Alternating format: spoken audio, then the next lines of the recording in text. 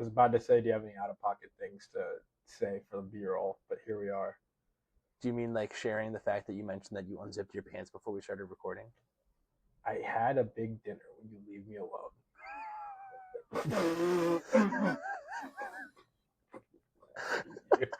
I hate you with my Okay, life. keep telling yourself that.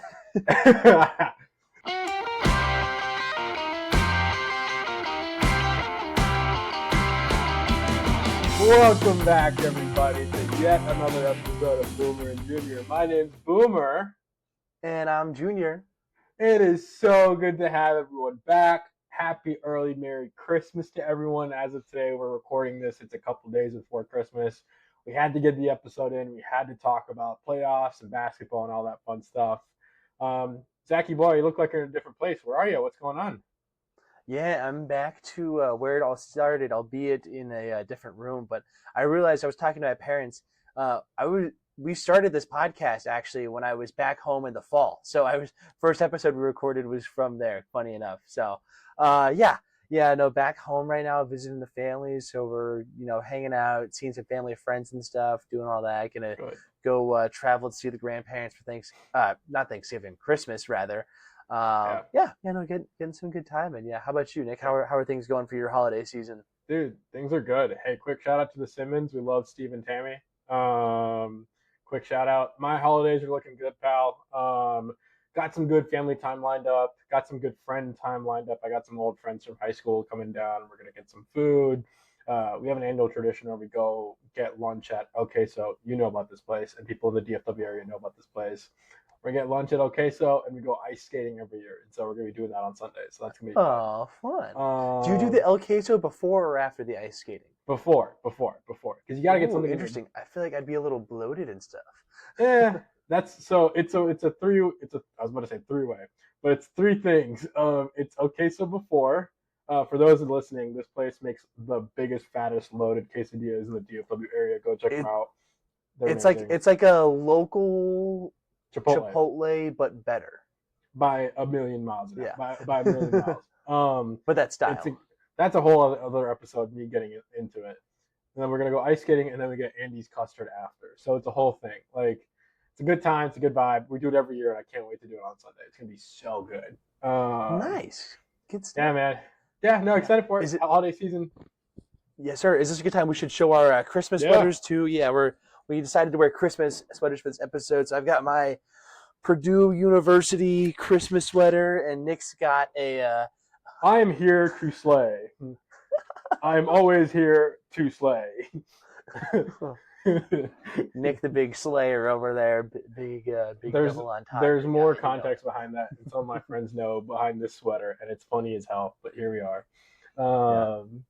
Here we are. Zachy boy, you want to kick us off? Yes, sir. Sounds good. So we're talking about our holiday season, but amidst this holiday season, we got a heck of a lot of good games on, including this past weekend. We had the first round of the college football playoff. Nick, you want to take us into our first game? 2025. Let's do it. Football playoffs are back. Kicking off this past weekend, we had a game on Friday night. We had the Alabama Crimson Tide rolling into Norman, Oklahoma to play Oklahoma. And I think Alabama were favored by like 1.5 points in this one. And I mean, it didn't look like that in the first half. Oklahoma had all the momentum. I think they were up at the half. But Alabama comes out the victor in this one, 34-24, man.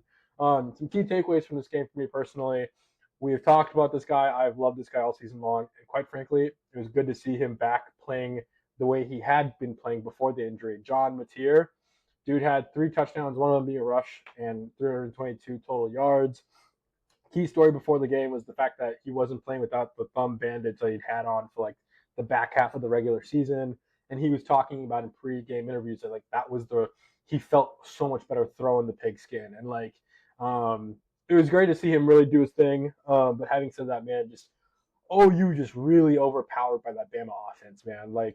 I think it's a testament to Kalen DeBoer's coaching, but also just the caliber of players they've got on that team. OU's had a rough year. They've had a good year, but a tough year in terms of just keeping their guys healthy. And shout out to them for making the first round of the playoffs, man. I think of all the games that happened this past weekend, this one might have been the most exciting one. Foreshadowing, but Man, moving out of this, Alabama's going out to Pasadena to play Indiana in the Rose Bowl, man. That's going to be a fun one. I think of all the teams that are making it past that first round to give Indiana a fight, I think Alabama's going to give them a real fight, dude. Um, wouldn't be surprised if this one is a lot closer than people anticipated, but oh well. Alabama come out to win in Norman, dude. Big game for the Tide. Yeah, this was avenging their loss because Alabama lost at home earlier this year to Oklahoma, which is pretty crazy. And Alabama clearly came to play in Norman. Yeah, and you were right. Yeah, Oklahoma was up 17-0 at one point. I think it was early in the second quarter. Yeah, But Alabama actually tied it up, I believe, going into the half. So that it was tied yeah, 17 at the half, which was crazy. And yeah. obviously, it was pretty much all Alabama from there, ending the game on a 34-7 run in total. Yeah, Kalen DeBoer's squad just really stepped it up, kicked it into Yeah, gear. yeah. Buying him job security so he didn't have to go over to Michigan because that was the big rumor swirling Or was if Penn Kalen State, but I DeBoer guess lost Penn this State game, if he'd be finished going yeah, to Michigan with that head coach opening yeah, happening recently. Yeah, big win for the Crimson Tide. And I honestly think this was a really big game just to show up in. And oh obviously yeah, very competitive too for Oklahoma. This was good for their program, and I think they'll be able to build upon this and keep moving forward as a program. yeah, man. Big game. Love to see it. Yeah. Go.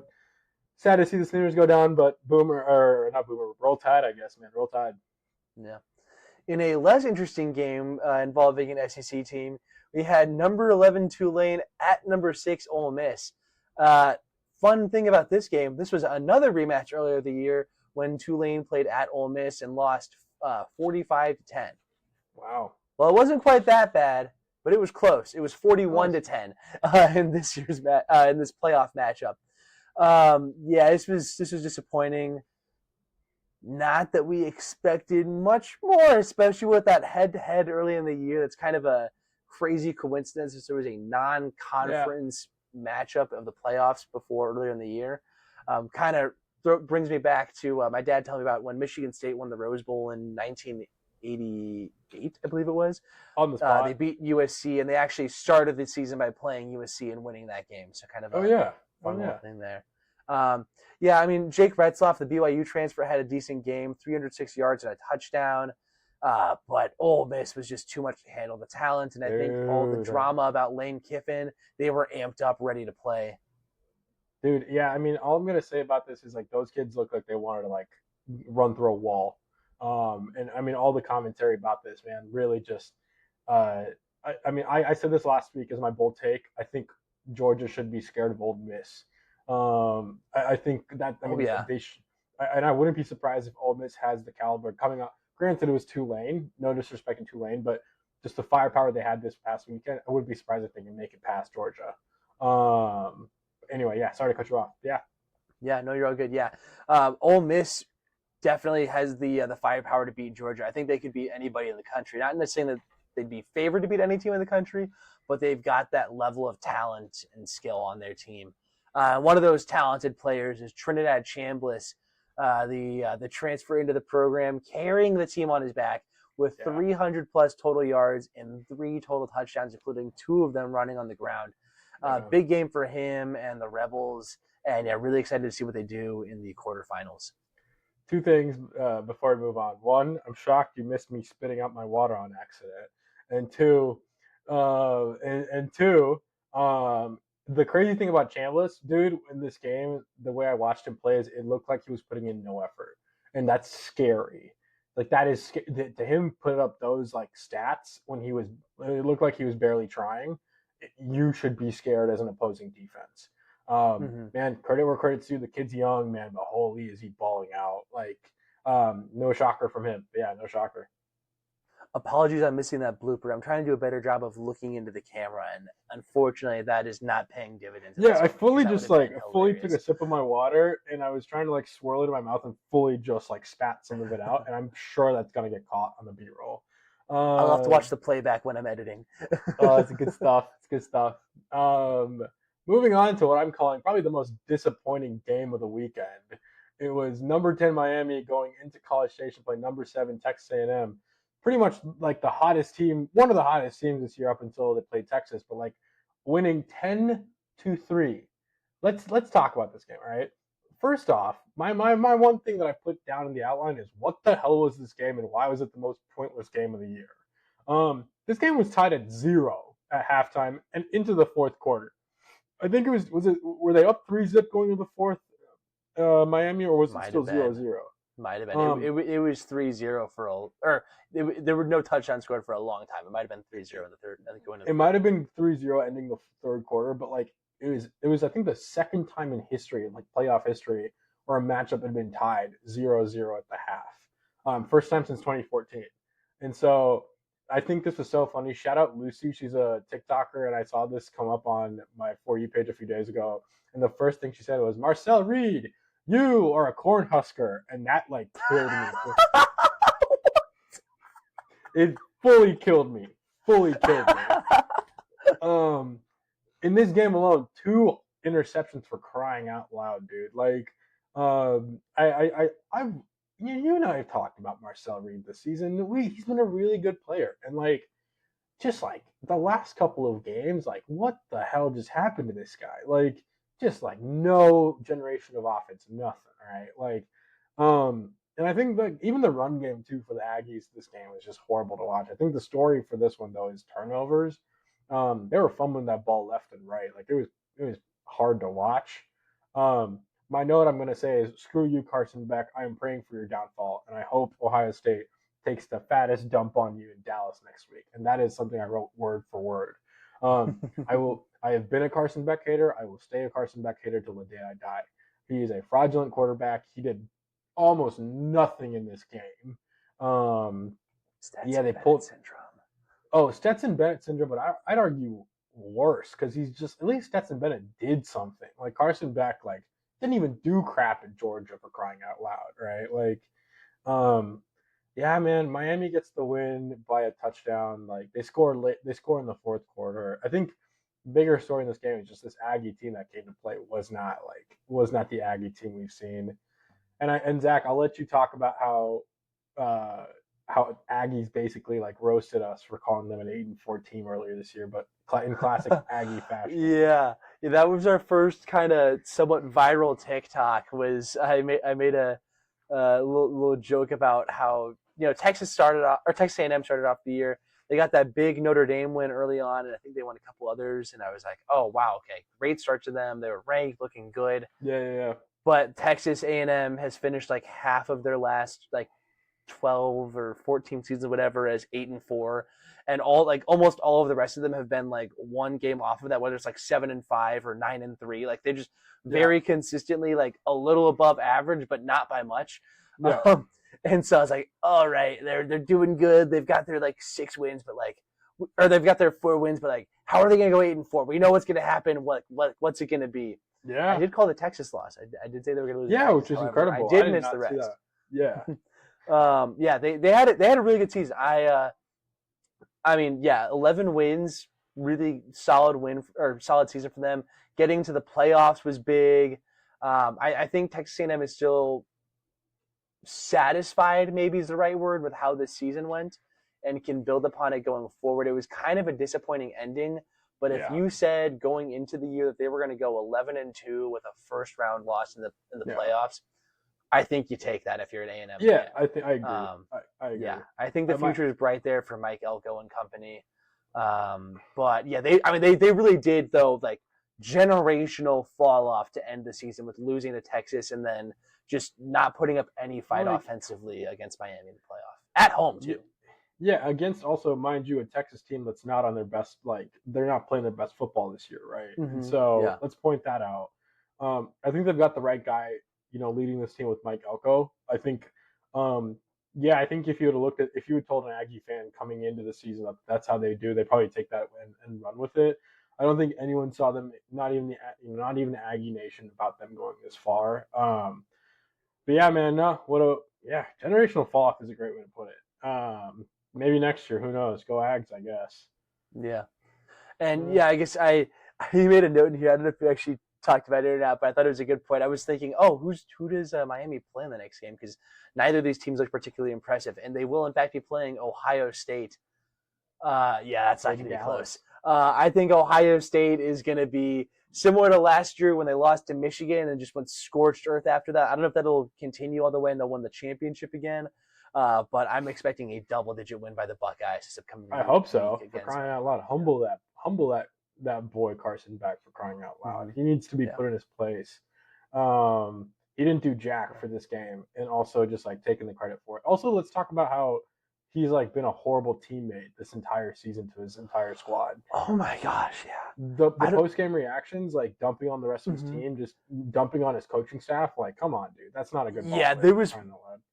there was one interview. I don't remember if we talked about this or not on here, but it just blew me away. They were SMU talking game. like some interviewer asked him about like what do you think of like the play calling or something like that, and he said something to the effect of I just call the plays that are given to me or something, or I just call the plays I that are just given do to the me, plays that, yeah. something along those lines. I was like, holy cow, man! Like try to throw your coaching staff under the bus more. Dear goodness. That was after SMU. Pathetic. It was really pathetic to Yeah. see that. And it's This. also that is a great that is just a solid example of like Carson Beck's character, if I'm being Yeah. honest with you. Which is why I've never been a Buckeye guy in my life. Never been one. Never going to be. But I hope to God Ohio State just mops the floor with Miami next week. I hope nothing Yeah. more than that. Yeah, he seems like he's got some similar personality issues to a quarterback near and dear to my heart, which is Connor Cook, who had some personality. He deemed the for those of you who have seen Draft Day, the movie with is it Kevin Costner and Jennifer Garner, but Mm. deemed the real life Bo Callahan Connor Cook. Um, he but Connor Cook though is more talented and more skilled than Carson Beck though, so at least Connor Cook was able to have a little bit of a pro career and stuff. I don't see any Yeah. reason why Carson Beck is going to have much of a pro future. So Yeah. yeah. Yeah. Anyways, Right. that's enough of us taking a dump on kids that Shitting are on Carson 21, Beck. 22 years old and in college. And we'll move on to our final game Hey, of the Carson first Beck's round of like the playoffs. 25. Carson Beck's like 25. He deserves it. That's a great point. He's older than me. I can make Carson fun of Beck's him. old Yeah. as balls. Yeah, Anyway, sorry. he is ancient. Yeah, that's not any insults to our viewers saying 25 is ancient. Nick's 25. We're just joking around. That's fair. Anyway, anyways, though, for our final game, we had another one that wasn't particularly close. That was number 12, James Madison playing in Eugene at number 5, Oregon. Ducks getting a 51-34 victory here. This was a little interesting because Oregon was up 34-6 at the half, right? So they kind of got into a big lead early. JMU obviously was able to score a bit since then though, but going against some reserve players and stuff. Honestly, even when they weren't scoring as much in the first half, they weren't moving the ball well. It's just there was no margin for error for them. And Oregon is obviously a well-disciplined, highly talented, skilled team. And so they just, whenever they made a mistake, Oregon was able to exploit it and shut them down.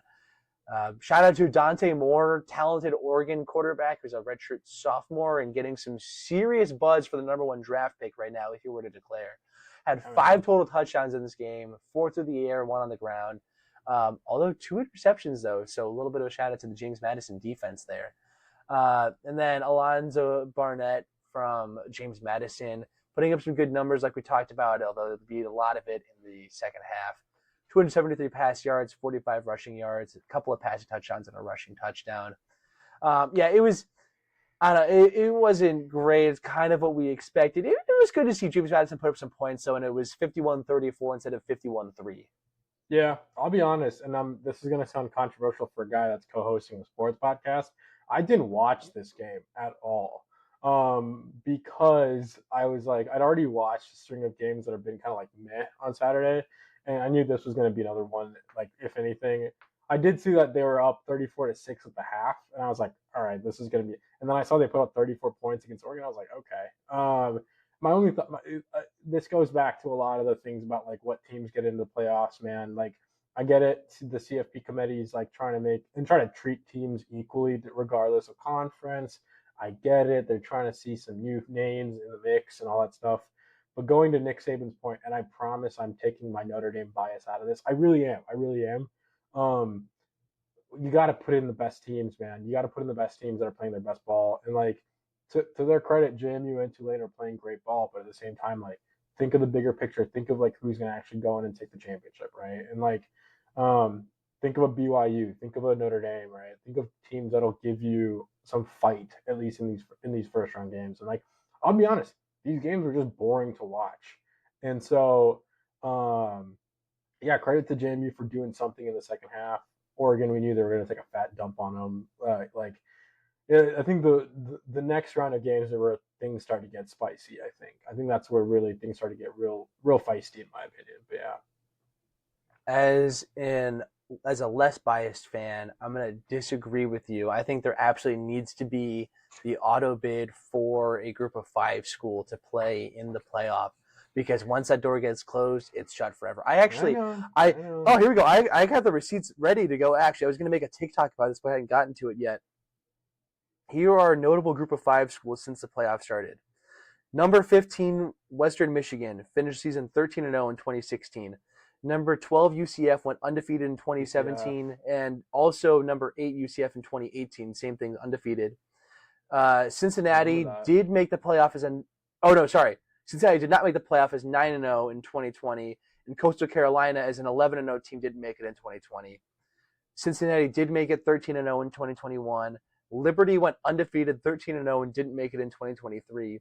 And one loss, Boise State last year, 12-1, did make the playoff. Fair. These are all schools that deserve to be in a 12-team playoff right here. There is no reason why any FBS undefeated school should be missing the playoff. I get that. But to your point, in a 12-team playoff, maybe the year that Cincy played in the 4-team playoff, they got smoked in that first round. I think it was the Cotton Bowl. They got like Cincy. I think they got cooked. I don't think it was that bad, was it? No, it was. It was raw. I think they played Bama that first round. I think it was Georgia, Cincinnati. Might have been Georgia. It was an SEC team, I think, and they got absolutely cooked. Like I remember, who's the guy that got drafted? They lost 24-21. I take that back. But I don't think it looked that close. I think they scored late. No, I remember thinking it was a close game. I don't know if they ever led in it, but I remember thinking it was a close game. Obviously, they couldn't have trailed by more than 24 at any point. I think that's one that you'll need to concede was a solid squad. Yeah, but yeah, and I'm not saying, don't get me wrong. And so I guess what I want to go to from there is the fact that there were 2 group of 5 teams in there this year was not great, because not every year is there going to be a group of 5 team that's contending for a championship, or at least contending to make a run in said 12-team playoff. But I think we need to keep the auto bid to ensure that they have the opportunity. What I want to get into is how this is a reflection of A, Notre Dame not joining a conference, and B, conference realignment going too far for conferences to be too big. This isn't a problem. Notre Dame is in the playoff this year if the ACC didn't expand to 15 teams and had some ridiculous tiebreaker scenario that put 7-5 Duke in the ACC championship game, right? Yeah. I mean, if you've got Miami and Duke playing in that game, winner of that one is in. Because even if Virginia won that game, then they would kick Miami out most likely. Virginia would get the auto bid in. Notre Dame would be in. Yeah. Game, set, match, whatever. Actually, I think Miami would still also be in. Yeah, actually, Miami and Virginia would probably be in the picture. But it doesn't matter. Anyways. Yeah. So this is really a reflection, again, of conference realignment going too far. Conferences are too big, such that they have these ridiculous tiebreakers that don't make sense because not all the teams play each other. Yeah, don't make sense. So that makes sense. Auto bids need to be in place, and the system is messed up. But I think we need to blame the mega conferences. Is I guess the point that I'm getting at. I can stand with that. Yeah. So. Yeah. Anyways, that's enough of my little tirade I had there. Like I said, that was funny. I happened to have that. I forgot about that until we started talking about it. But those were some notable group of 5 schools. Because, Nick, would you agree that a team that finishes the regular season and the conference championship undefeated should have a shot at winning the national championship? Yes, I'll stand by that. And so there were some teams in there, again, like even if they had terrible strength of schedule, like I was about to say, Western Michigan. You bring in strength of schedule at that point, and it's like if you play a bunch of nobody teams, right, you could go undefeated still, right? Like I still stand by if you have gone undefeated, if you've played a full 12 game season and you've won out your games, you should have a chance. But like JMU, for example, man, we all knew. And that's one where, again, it's that one I'm going to blame on conference realignment. Product of that is what resulted in this, which is unfortunate, but it is the world that we live in. Bring in the whole eye test thing and stuff like that, but yeah, it is what it is. So, All right, man. Want to kick us off? anyways, yeah, we'll move on now to our next segment, our Boomer's Bold Take. So, Boomer, go ahead and hit us with it. What's your bold take? Let's do it. Let's do it. Boomer's Bold Take is not as spicy as it normally is this week, and it is very similar to what we were talking about just now. Uh, coincidentally, but I think there's been a lot of conversation in the last couple of years about like upgrading the 12 seed playoffs to like a 16 or like even more, for example. And here's my take. My take is we should not go past 12. There's no chance we should go to 16. And here's my thing, right? The way I put it is we're straying away from the light as is. All right, we're straying away from the golden of like. I mean, don't get me wrong. I think 4 teams in the playoffs was really tight. Like there was way more drama with that. And I'm glad we've gone away from that. But I think sticking with 12 is good. I think it gives a lot of teams a good chance to get in. There are going to be some teams that get left out, and that's fine. But at the same time, I mean, if you're going to upgrade to 16, might as well just let everyone in at that point and let them dog it out, right? No offense to JMU and Tulane at all, but if you keep breaking past that 12 team barrier, you're going to let a lot of like not so high like caliber teams in. The word I used in the outline was janky. No disrespect to those teams, but those are kind of janky teams, right? You put them against like an Alabama or an Ohio State, they're gonna mop the floor with these guys like it's nobody's business. So my bold take for the week is let's not go past 12 teams. Let's stick with it for the near future. I think that's a very mature take from a Notre Dame fan whose team would have benefited from a bigger playoff this year. That's exactly, a very mature take. Exactly. That I agree with. Yeah, I mean, the 14 playoff was really fun in that, like, other than the really controversial Alabama over Florida State, it was kind of clear for the most part. It felt like, for the most part, in terms of like it made sense. No, there were that was the only real one where it's like it felt like a team was like really upset and had really good like rationale of like we got screwed here. Pretty much every other year though, it seemed like at least pretty justifiable. However, there were times though where it felt like there were teams that could have contended for the championship were left out. And with a 12-team playoff, I think we're encompassing every team that has a chance, or we're getting every team that did reasonably well to prove that they earned a chance to win the national championship. Right? Like BYU and Notre Dame both took 2 losses this year, right? I mean, they were, Notre Dame's case, like strongest losses, 2 losses of any team in the country, but it was 2 losses nonetheless, though.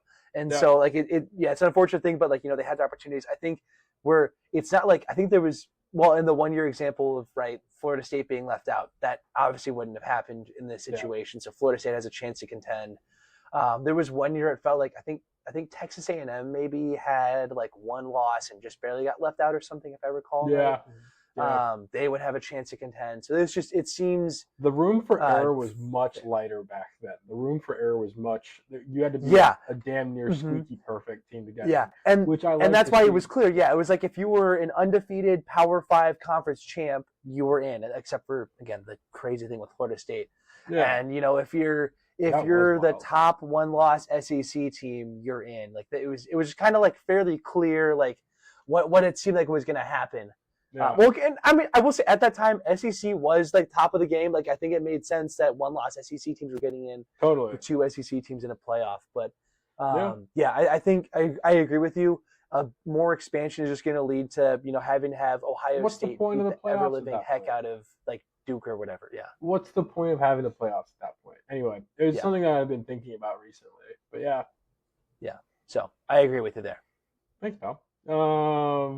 All right, we're going to move into my favorite section for the week. It's Junior's Jumbo Stat. Junior, what is the number for the week? All right, this is our most wishy-washy statistic yet. The number is 100-ish. 100-ish. That is years of the USC-Notre Dame rivalry in football that will be coming to an end now that, as of this recording, they've officially not come to terms for a deal for its upcoming season. Notre Dame finalized a deal with BYU, which has officially knocked it out. So I say 100-ish. So this rivalry started. First time was played in 2026. And there were a few stoppages, though. They didn't play 1943 through 1945 for World War II, as well as in 2020. Did you mean 1926? I think you accidentally said 2026.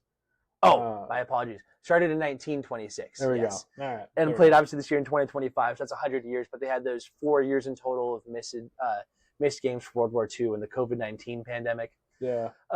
So yeah, this is really a shame. Really unfortunate to see. This is one of the best rivalries in football. It's a really great matchup to see. Two storied programs. Tough to watch. Yeah. Some more information has come out. So USC. Apparently, as of like earlier this season, it seemed like things were going to be probably well set to get a deal agreed upon. Yeah. However, USC ended up backing out for a couple of reasons.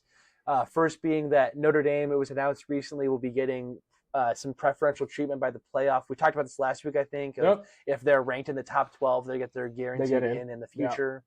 As well as USC also cited that in recent years, it's been made clear that late season losses have a much more impact on your playoff rankings than earlier season losses. This game usually played in November. USC isn't one to necessarily have that on their schedule in upcoming years. So it's really unfortunate. And it's unfortunate USC is ending this. They have some understandable reasons, but it is a bummer nonetheless. I hope that this is maybe a brief hiatus and that by like the end of the decade, they're able to get the series resumed again.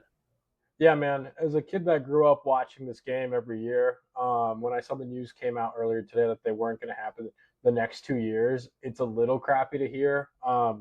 It's a fabled, in my opinion, it's a fabled tradition game. Like both of these fan bases love like looking forward to this game. I think I didn't know about the USC's mentality towards like Notre Dame being preferred in the playoffs. I didn't know about that, but I get it from their point of view. But there were rumors swirling around that like not Lane Kiffin, who's the head coach at USC? I'm blanking right now. Lincoln Riley, another coach with an L name. But Lane Kiffin used to coach there. Oh yeah, that's true. Lincoln Riley just didn't want to play Notre Dame late in the season, because it's an out of conference game for them, right? Like it's an out of conference game, and that L at the end of the year will probably hurt them more. And so it sucks to see it like go away. Notre Dame is swapping this out by playing BYU the next couple of years. They're playing them in 2026 in Provo and 2027 in South Bend. It's gonna be. That I heard something about like they're gonna potentially resume talks to resume the rivalry in 2030. So that's not gone forever, but I hope to God it's coming back. Look, this all comes down to money at the end of the day. Both these franchises, both these teams like will benefit from this game, and so I wouldn't be surprised if this one comes back on the radar really in the near future. Yeah, I would expect donor pressure from both sides to eventually get this game reinstated. 100%. Again, not sure how long it'll be exactly, but it seems it's highly unlikely that this game will like be forever. Be gone forever. Yeah. Yeah. All right, anyways, so that'll move us on from the juniors jumbo stat. We're going to go ahead and go into we combined our next couple of segments a little bit. So we got our bowl season preview as our kind of typical playoff impact games of the week. And we're also combining that with our Boomer Junior Blitz, since those are kind of some of the big games we'll be discussing. So first game is the holy mecca of the non-college football playoff games. And that is the Pop Tarts Bowl. I'm so excited. So hard right now. I am so excited for this matchup. This was supposed to be Notre Dame BYU. However, things change a little bit, and it's Georgia Tech BYU now. I'm going to opt out of commenting on what caused that to occur. Anyways, game already. My goodness. So we have Georgia Tech and BYU. This is a great matchup. This is becoming quickly a fan favorite bowl game. For those of you who aren't as familiar, or maybe a fan flavor bowl game. Stop it.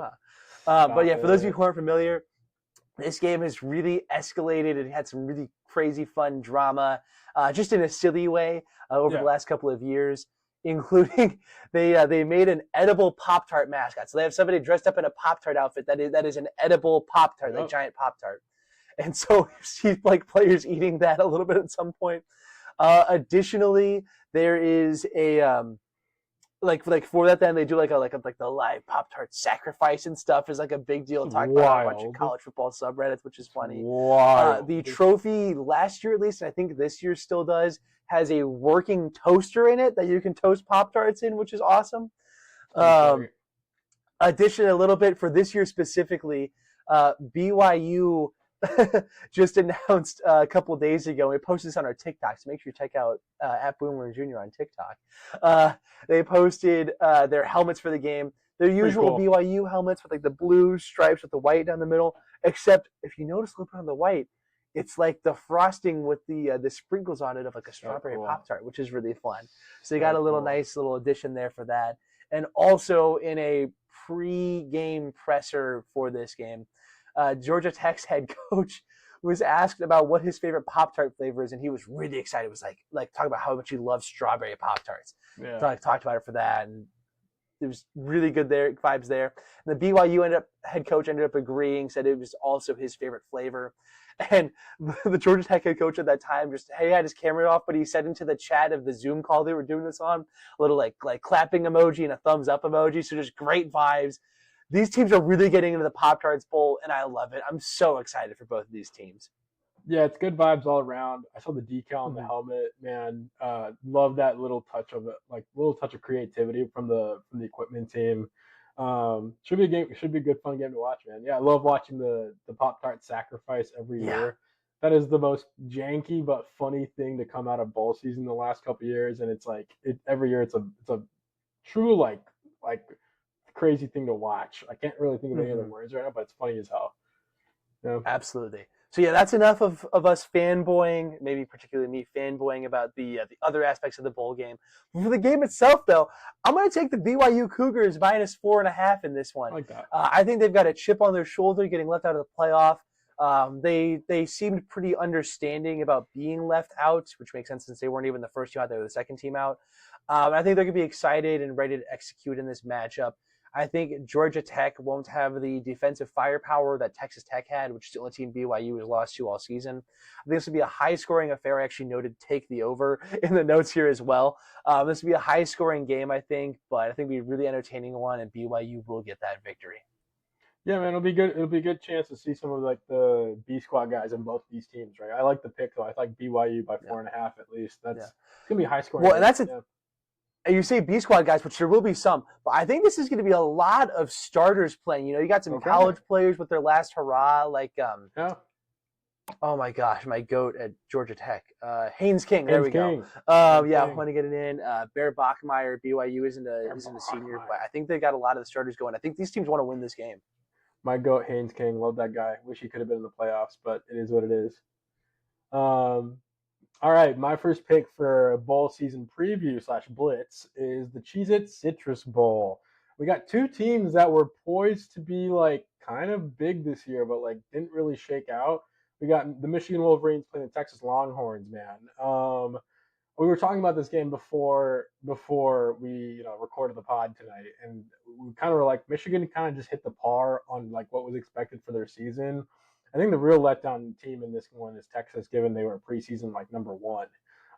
And so I'm still going by Texas 7.5 for this game. I think they're probably going to play Arch in this game, and like he's just going to be way too much for Michigan to handle.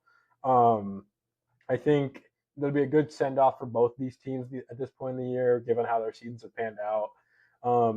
I think they're just going to – I think both the teams coming into this game, the attitude's going to be, all right, let's go play some ball, get it over with, move on to next year. I think that's kind of the mentality going into this game for both these teams. Yeah. I think Arch actually announced recently that he's for sure staying in Texas for He's coming back, season, man. which is cool. Yeah. So we expect him to play in this game. I agree. I think Texas is finally getting some stuff to click a bit better, right? They got that big A&M win. And Michigan hasn't really fallen apart, but they just, I don't know, a lot of stuff. Well, obviously all the off-the-field stuff going on too. A lot of coaching changes and whatnot. I think Michigan just needs to survive and escape this season. I think not getting embarrassed in this bowl game is going to be a victory. Probably key. An understandable one. I'm hoping for, even as a Michigan State fan, I'm hoping that things kind of simmer down there a little bit and people are able to kind of get back to productive matters. So I agree with you. Texas is probably going to take this one. Shaky scenes over in Ann Arbor, man. Shaky scenes. For my next bowl game, I'm going with another fun tradition, and that's taking an enormous bath in mayonnaise, and that's the Duke's Mayo Bowl. I'm Nick's going for some of the good like quality teams playing matchups, and I'm just for the most sicko like The bowl traditions degenerate ever. bowl games, yeah. Yeah. So yeah, in this matchup we got Wake Forest facing up against Mississippi State. I'm gonna be honest. I did pick this purely for the Mayo aspect. I don't have a strong feel in this game. But I'm going to go with Wake Forest just because, to heck with SEC bias. That's Wake Forest To heck plus with two and it. a half. They had some solid play in the ACC, which albeit isn't a super strong conference. Mississippi State didn't really do anything too crazy this year, though. Give me the Demon Deacons. Yeah, man. I think if I had to think of a team that would like mayonnaise more in this matchup, I'd also go with Wake Forest. Um, uh, I thought that. I'll be honest. I thought that's the angle you were going with, but okay. Yeah, no, I like that pick. I think Wake Forest is actually going to come out with the win here. Mississippi State hasn't really looked that crazy this year, and so yeah. My next game that I'm going with, I'm calling the Losers Bowl, is the Bad Boy Mowers Pinstripe Bowl. I'm calling it the Losers Bowl because of the two teams playing in it. It's Penn State versus Clemson. All right, two teams that were poised to like be in the like for Penn State specifically, they were poised to be not only in the playoffs but having a first round bye, and also Clemson being like a playoff team going into the year. Both of these teams have had such a horrible letdown year that like I think similar to a lot of the teams, similar to Michigan and Texas, I think they just want to forget about this year. I think more than Michigan and Texas, they want to forget about this year. I think Penn State just wants to hit the reset button as soon as possible, and I think that's what this game is. I'm going with Clemson by 3.5 in this game. I think Penn State, as dismantled as they are at this point, are going to be even more dismantled going into this game. And Clemson's probably just going to have a little bit stronger of a team to take this on. I think Clemson's going to win by a score, if not more. Yeah, going with Dabo Swinney and Clemson on this one. Yeah, this is definitely the disappointment bowl. I think for Penn State in particular, I think just be happy they made a bowl game regardless. Yeah, I do agree. I think Clemson will probably end up taking this. They're just a little more intact still, I put would say. And together. Yeah, don't have their starting quarterback yeah, and whatnot. But, yeah. yeah. Didn't think Penn State was even going to make a bowl game at one point there. Like I'm shocked. Mm-hmm. Like they got the 6 wins, they got to it, but my goodness, was it? They It had to was play some absolute poverty programs along the way, though, like Michigan State. So they had to get oof, those wins up. oof. Got to the finish line at the end somehow, but here we are. That's all right. The Spartans are back up. We got Pat Fitzgerald now, baby.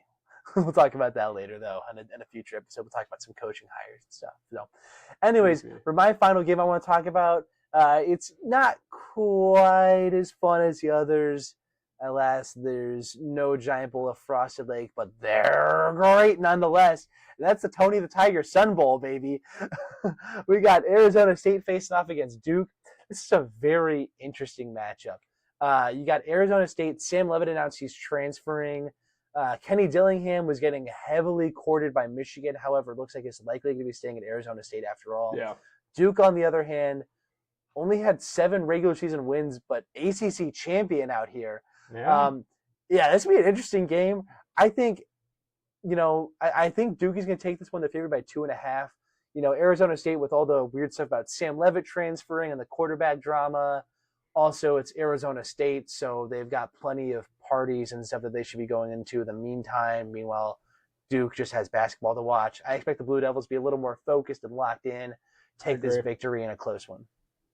I agree, man. I think Duke's gonna be a little bit more put together. ASU is just they're losing guys towards the end of the year. It's that kind of stuff. Classic bowl game time. Shout out though to Kenny Dillingham, great culture setter over there. Saying that if guys want to transfer, like that's totally fine if they want to keep playing in like the bowl game and stuff. Yeah. I think it's a really great example. This I understand my teams don't let players do that necessarily. They want to see what the guys they are going to have do. But that's just a really cool thing by him. Shows that he's a really great guy who cares about the players on his team. Yeah, also just great coach. I think he's going to be. I think if ASU can manage to get a little more funding in their NIL pool, man, that team could do wonders. Truly. Yeah. Going ahead. Yeah. All right. To wrap up bowl season preview and blitz, I'm going with a bowl game that I've watched closely the last few years because Purdue's been in it a few times, but the Liberty Mutual Music City Bowl. And once again, Tennessee's in it again, and like they're playing Tennessee's playing Illinois in this one. Before we recorded the pod tonight, I had to ask Zach if Tennessee was always an auto bid for this bowl game because it's in Nashville and like they've played in it like I'm gonna say like 4 out of the 5 last years. Like, Yeah, yeah, it feels like they should be the sponsor of this bowl game at this point. it feels like it, and they're playing another Big Ten team again from the Midwest. Mhm. Um, Well, I think that's because this is just a traditionally SEC Big Ten game, right? With yeah, the bowl matchups. But yeah, the fact that it's like Illinois geographically might be the yeah, closest Big Ten school to Purdue, though, which is crazy. Yeah. literally. And I was like, I had to stop and be like, is Tennessee an auto bid? But I guess they're not. They just love Nashville. Who doesn't? But I'm going with Illinois to upset the Volunteers in this game, man. Like, Joey Aguilar's looked great this year for the Volunteers. Don't get me wrong. I don't know if he's playing this game. That'll be a big. I'd be shocked if he was, quite frankly. Just to keep him healthy, but Illinois, I mean, started hot this year, really crumbled. I mean, I remember them being ranked as high as number 10 playing Indiana early in the year, getting dismantled, don't get me wrong. But I think Illinois is going to take this one on the road. They should really give it to Tennessee, and I think they might come out with the win with this one. Going Illinois plus 2.5 on this game for sure. Yeah. I see Zach working. Yeah, and this is no disrespect to either team's color scheme, just in general, the combination of the two oranges is going to be awful to look at on the screen. This is going to be a hideous bowl game. Again, it's nothing against either team's particular color scheme. It's just they're different oranges, and orange eyes is just a very like out there color. So this is an a tough watch, even if the game is good. Agreed. So, yeah. No, that's what I really got there. Just kind of funny. And yeah, like you said, pretty crazy that Tennessee is in it yet again. Yeah, it's wild, dude. Like 4 out of, I don't know if this number is right, but I think it's like 4 out of the last 5 years they've been in this game. Anytime that I can consciously recall a Music City Bowl, Tennessee is playing in it. Agreed, man. Wild. Yeah. Yeah. Yeah. All right. Yeah. Well, we'll go ahead and switch over from the field to the hardwood and get into our college basketball recap. And we'll start off with a pretty big upset, both in terms of the team losing as well as the scoring gap. That was number 20 Tennessee getting the 83-62 victory over number 11 Louisville. Yeah, man. Whew, that was a big one. Tennessee led the way by Jacoby Gillespie, 23 points in this one, as well as freshman phenom Nate Ament with 13 points and 7 rebounds. Obviously, a big chunk of their points scored by just those two players alone. Really great performances overall by them, obviously, in this major 21-point victory. And then Louisville, nothing too much to say. I think they just got kind of outplayed every way, it seems like. Didn't shoot the ball super well. I think just some good Tennessee defense, and they lost a turnover battle 16-11. Yeah, man, I saw the scoreline and I was a little shocked. I thought Louisville had this one in the bag, but the Volunteers, man, coming up. I mean, we've seen the SEC teams play really good ball the last couple of years, and Tennessee has been right there at the top of the SEC for that. Shout out the Volunteers, man. Good dub. It wasn't even at home too, so good for them, dude. Rick Barnes is cooking up seriously good stuff there in something, man. We're going to move up to Indianapolis, Indiana, where we had the Indianapolis Classic, where number 21 Auburn came in to play number 6 Purdue, and they took the L 88-60. I talked about this in the preview for last week. This is definitely a home game advantage for Purdue, just being an hour away from Indianapolis. And they play in Indy all the time, and so like this is not news to them. Trey Coffin-Renn being the glue again, 18-6-1. Quick guy to shout out. One of the young guys to shout out for Purdue is C.J. Cox on the starting lineup. 14 points, and he just keeps getting better game after game. Really solid, guy that shoots from within the perimeter. Braden Smith, man, he's arguably the best guy in college basketball for a reason. 11, 5, and 14 assists on the night. Good golly, man. Every time the last few years, I've had the privilege of watching Braden Smith as early as like my time at Purdue. To watch him now and just seeing him grow and get better every single year, every single game has been nothing but it's been a blessing to watch. And I think him stepping away from the team next year is going to shake up so many things. Quick shout out to the Auburn Tigers, man. Like Kevin Overton, like 22 points. Auburn, like still, like I mean, they're still like they're recovering from obviously losing their head coach and switching over to the new guy. But like, yeah, I think. Well, I see you chuckling, but yeah, a big win for Purdue. Obviously, continuing to build and trying to recover and forget that Iowa State lost in West Lafayette a few weeks ago. Um, Go Boilers, man! Love to see the win. Big one in Indy. Yeah, Nick, I was chuckling because I told my father before this game, Purdue is a really good. I'm like generally a Purdue skeptic and low on the Mm-hmm. team. Not to say that I'm like a hater, but No, I no, generally am like a glass half empty guy when it empty. comes to Yeah, Purdue. And I said going into this one, I was like, Purdue is legit this year, and Auburn is nepo baby coach. They own like Todd Pettiford is it's pretty great bad. now. I guess this Kevin Overton guy's pretty solid. Other than that, though, I was like, Purdue's double digits, and it's not even a question. He was Not like, even a question. I Yeah, don't know about that. And I was like, trust me. Lo and behold, yeah, I will say I did not predict 28 points. However, huge. did definitely think the Boilers would win by a decent margin. Yeah, having those glue guys in the middle of it will do that to Yeah. you, man. Yeah. An upset that was a lot closer than 28 points. That was number 19 Texas Tech against number 3 Duke in Madison Square Garden. And the Red Raiders getting the 82-81 victory over the previously undefeated Blue Devils. Yeah, man. Boozer, I barely know her. Nick is obviously in pain with that joke, which is Pain. understandable. That it was an Eyes in the awful back of one, my but head. Eyes rolled in yeah. the back of my head. Karen Boozer, I will say, did have a pretty good game here. 23 points, 8 rebounds, 7 assists, and actually his brother Caden was the Blue Devils' second leading scorer. So shout out to Yeah, Caden Boozer, the less appreciated Boozer brother. go off. Yeah, I mean, I watched this game. Duke looked good. Duke did not play poorly. Texas Tech simply was possessed, though. I mean, they couldn't miss. The effort and execution were top tier and unmatched. And again, I mean, Duke was trying.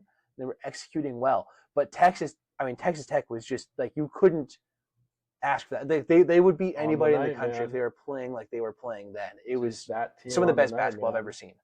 Yeah. Yeah, just that team on So the night, dude. shout out to a few Red Raiders players. They had 3 players with 19 plus points, not 19 players with 19 plus points. But Christian Anderson, 27 points with a bunch of threes down the stretch. Lijuan Watts with 20 points, and JT Toppin with a double-double, including 19 points and 10 boards. JT Toppin, man, we've heard that name week in, week out. That kid's still balling out in Lubbock and on the road here in New York for the Raiders, man. I saw some of the clips from this game. I think it came down to the wire for Texas Tech to take the win out on this one.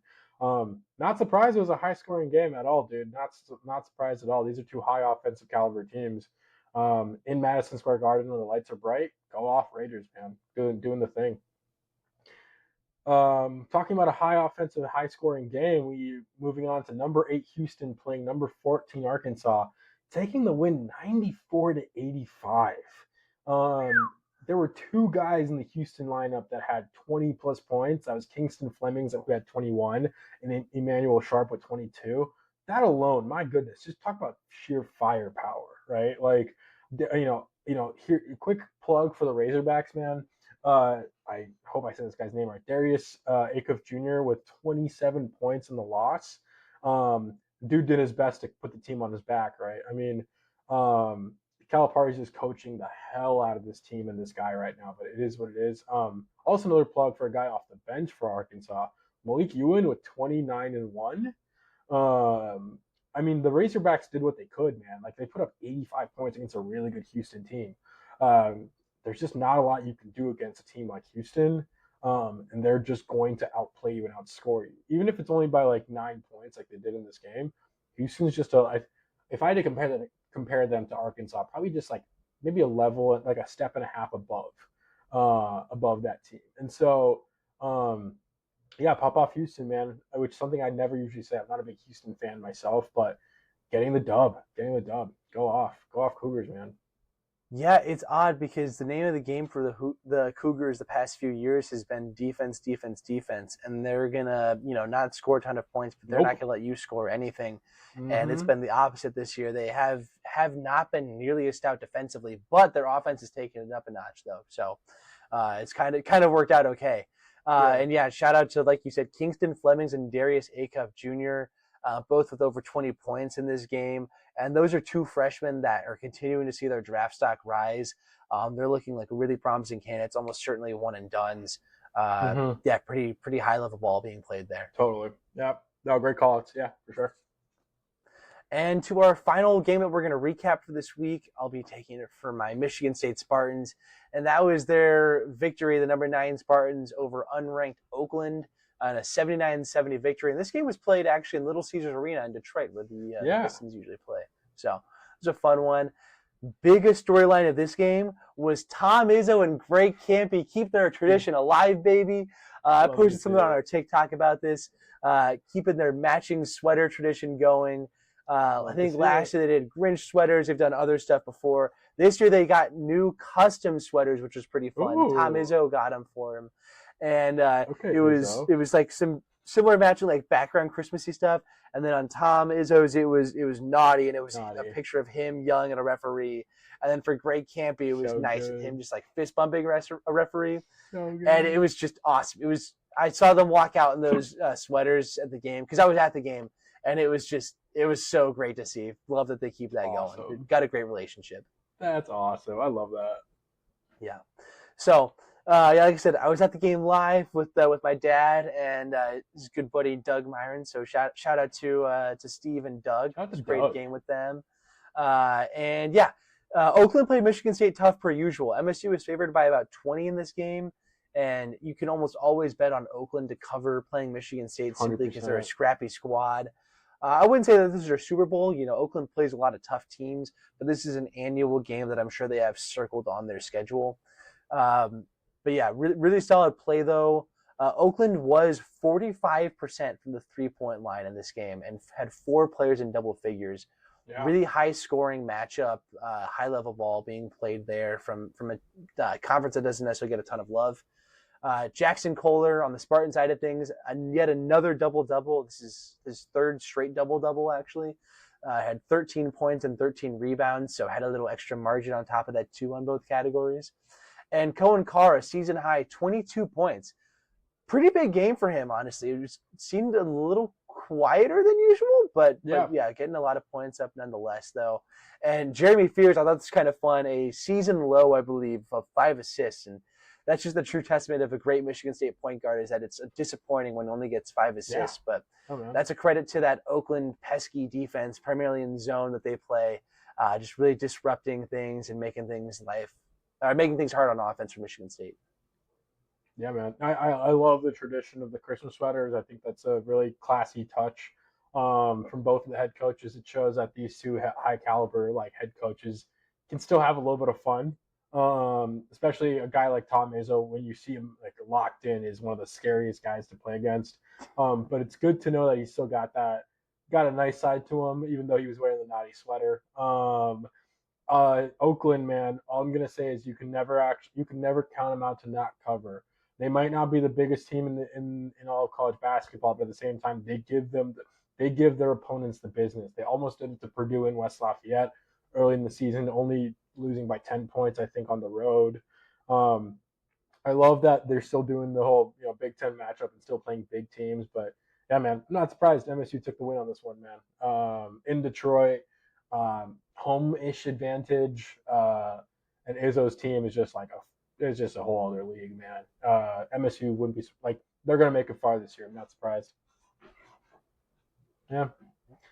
We're going to segue into looking ahead. We're looking into the future for a few games. We're going to try and be future game callers here. But we're looking into our college basketball preview for the next coming week. Zachy boy, what do we got?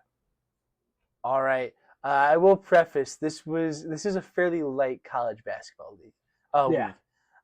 Week. But a fun matchup to start. We got Harvard at St. John's. St. John's is favored by over 20 points in this game. I think this would be a fun one, though. All right. Yeah, St. John's isn't really quite living up to their preseason hype. They were preseason top 10, and they are unranked currently. yeah, Still, solid squad. I think they can still make the tournament and everything potentially. But this is a pesky Harvard squad. I Okay, agree. the Ivy League is a really solid basketball league. Some really fun games out of there. I do think St. John's will probably win, but I think Harvard is going to give them a serious run for their money and keep this to maybe a single digit game. So watch out for the Crimson to take on St. John's. Yeah, man. I've only got a couple points in this game. St. John's. I don't know if you've caught up on Pitino's like energy this season or not, but Pitino just looks defeated. Quite frankly, he just looks like he wants to, if anything, jump ship. I don't like he like I don't. I'll be honest. I don't know if Pitino's got the same energy in him like he used to. St. John's were decent last year. Don't get me wrong, but like obviously things aren't panning out, and like you look to your head coach to give you the energy, and he's just not there. And to your point about the Ivy League basketball, like just the entire those squads in that conference, man, like they're sneaky, all right? They're sneaky, and it's such a siloed conference that like, you don't really pay attention to them any like for the most part. Like they come out and they play these other teams, and they got ball players, they got ball handlers, and like I would. I'm not even gonna lie. I'd be surprised. I wouldn't be shocked if Harvard came out with the win on this one. Like just because of how down and out St. John's is looking, would not be shocked if Harvard came out with the win. Yeah. Maybe a little distraction around the holiday season too, or something. Yeah, Never could know, cause some good dude. stuff. You never know, man.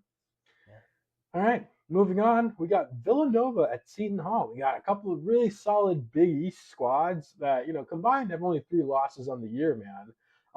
It's a really solid midweek like competitive matchup for this upcoming week with the holiday and everything. And Seton Hall's TJ Simpkins had 22 points in the win last game against Providence, and like I think the big question is going to be, can he keep that momentum up? I say yes. Villanova has not looked good, like at least compared to their historical success, and like they've just not been up to that same caliber as the national championship teams from like the 2010s, and like you can make that you can say all the things about Jay Wright and all that stuff, him leaving and all that kind of fun stuff, but yeah.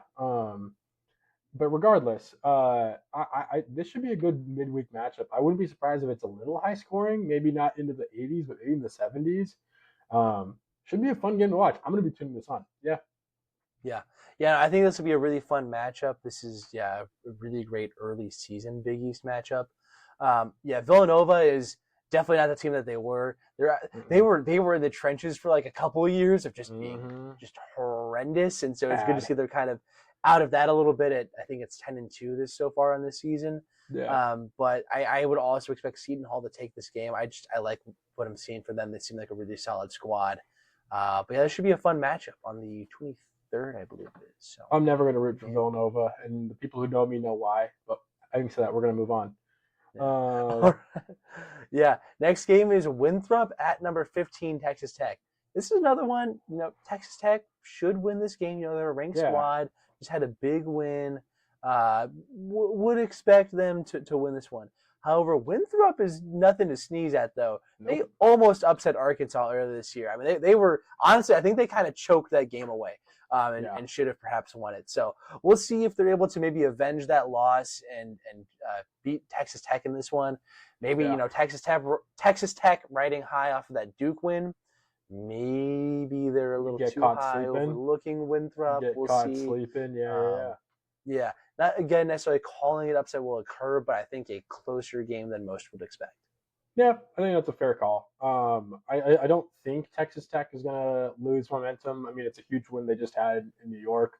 They should win this game, on any like given day. But we'll see how it goes, man. We'll see how it goes. Our last game, looking ahead for the week, is we're going back to the Ivy League, at least with one of these teams. It's Harvard at Colgate. We talked about it. Harvard's a really solid Ivy squad, and Colgate's a pretty decent mid-major squad, right? Expect this game to be really scrappy, and it's going to be a very physical matchup. I think Harvard should have the firepower to win this game, but I wouldn't be surprised if Colgate kept it close. Yeah. I saw Colgate and I think it was Cornell play earlier this season, and what was got to be one of the best like lower/mid major basketball games of the season. Amazing basketball being played there. I think this is due to be another really good game, really close game. Yeah. Both teams just give it.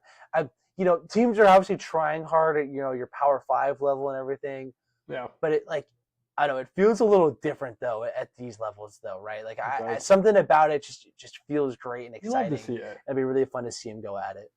You just love to see like a non-Big Five team just go for it. You know what I mean? You love to see it. Absolutely. Looking forward to it. Yeah. All right. Well, that'll wrap up our college basketball preview and our episode for the week. So thank you very much, as always, everyone, for listening. Make sure, as always, to like, subscribe, rate, review, follow, all that jazz on the YouTube and Spotify. Appreciate you listening. Make sure to email us any questions or feedback you have at officialboomerandjunior@gmail.com. And follow us on social media. Like I said, we got the Instagram, TikTok, posting stuff on YouTube Shorts, a little bit on Facebook too for when we get the episodes live. So make sure you check that out. And happy holidays, everyone. Hope you have a great holiday season no matter what you celebrate, who you celebrate it with. Merry Christmas, you filthy animals. Be safe, be good, and we'll see you guys next week. Bye, everybody.